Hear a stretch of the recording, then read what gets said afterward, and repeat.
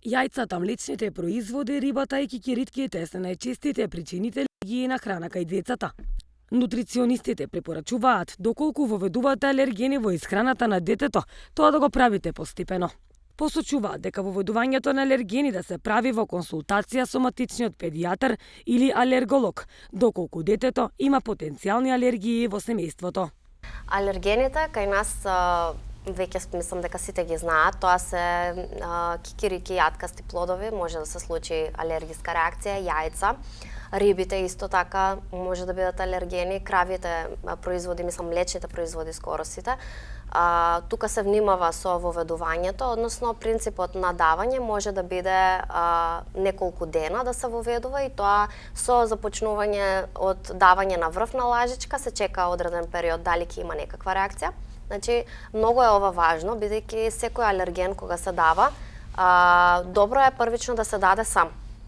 Да се даде во, како што кажав, во многу мала количина на врвна лажичка, да се остави простор околу 15 на 20 минути пред да се почне со служење на другиот оброк и да се види дали има некаква реакција. Доколку бебето појави реакција дури од таа мала количина, тогаш веќе се престанува со давање, а доколку не приметите никаква реакција, тогаш може слободно да дадете и остатокот од планираниот оброк.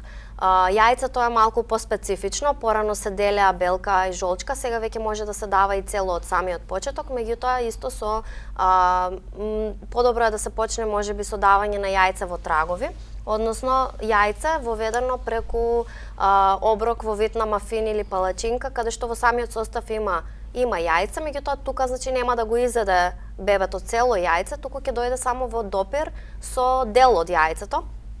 Така што може да се воведува постепено. Тоа се зависи од личниот избор. Може да се дава значи постепено, може да се воведува неколку дена или може да се даде наеднаш. Сето ова воведување на алергени се прави во консултација и со матичниот педијатар, но и со алерголог доколку детето има потенцијални алергии во семејството. Доколку има некој кој што имал некаква посериозна реакција алергиска, тогаш се прават тоа воведување се прави некогаш и под надзор на лекар, за да може навремено да се интервенира, нели, да се спречи поголема и посилна алергиска реакција. Воведувањето на алергени најдобро е да се даде и пред годината на детето, вели нутриционистот Ирина Лазарова.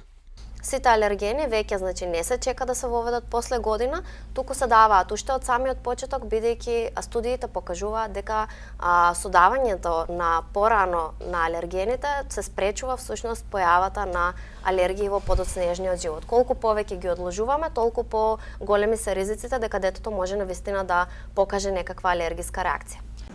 Доколку вашето дете по јадењето одредена храна има осипи црвенило по кожата, почнува да се чеше по лицето и носот, а потоа се гуши и се жали дека чувствува глад за воздух, треба веднаш да испитате дали е алергично на некоја храна.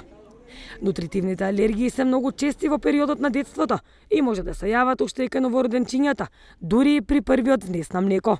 Околу 70% од алергиите на млекото и на јајцето минуваат околу третата година од животот. Кај одреден процент на децата околу 6-та година, а кај некои и за цел живот, велат нутриционистите.